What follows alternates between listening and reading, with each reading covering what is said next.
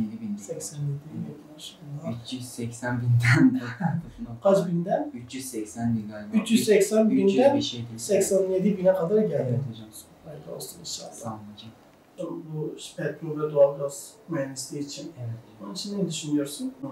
Şimdi, İşte petrol ve doğalgaz hani geleceği olan bir meslektir. Evet. Sana da geliyor. Evet, hatta burada da yeni bir tane Yani yeni Çanakkale açılmış.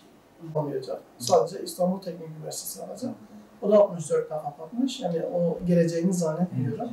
Yani ben o bölümü isterdim ama petrol ve doğalgazı ama bir diploma düşünüyorsan ya bu eskiden çok kullanılıyordu. Hani çok bahsediliyordu. İyisin aslında. Teşekkür ederim sağ olasın. Nasıl geçti? Vallahi hocam güzel geçti. Bize tercih dönemindeyiz. Evet. İşte kafa karışıklığı var. İşte istediğimiz bölümler falan. Tam da Danışmak yerine geldi. için. Size danışmak Kaç için bin geldik. gelsin? 200 bin eşit İşte 200 bin sözel. Puan sadece bir araçtır. Asıl önemli olan puanın öğrencinin kişisel hedeflerine yönlendirebilmektir. Kurum olarak her öğrencimizi bir sayıdan ibaret görmüyor. İlgi alanları, yetenekleri, hayallerini merkeze alıyoruz. Tercih sürecinde öğrencinin ne istediğini netleştiriyor, puanı bu doğrultuda anlamlı hale getiriyoruz. Böylece sadece üniversiteye yerleşmeyi değil, doğru bölüme ve mutlu bir geleceğe adım atmayı hedefliyoruz. Şehir, yurt, sosyal hayat öğrencinin akademik başarısını, yaşam kalitesini ve psikolojik dengesini doğrudan etkileyen unsurlardır.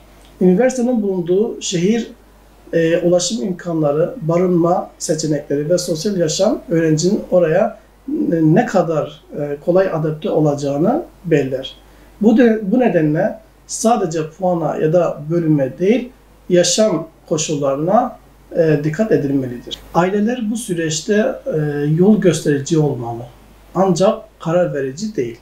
Hayatı yaşayacak olan öğrenci, kararı da ona bırakmak gerekir. Aile baskısı ileride mutsuzluk ve pişmanlığı doğurabilir. Biz kurum olarak aileyi bu konuda bilinçlendiriyoruz. Öğrencinin yanında duran, onu dinleyen ve onu destekleyen bir aile tercihte en büyük güçtür. Yanlış tercih sadece birkaç yılı değil, öğrencinin tüm meslek hayatını etkileyebilir.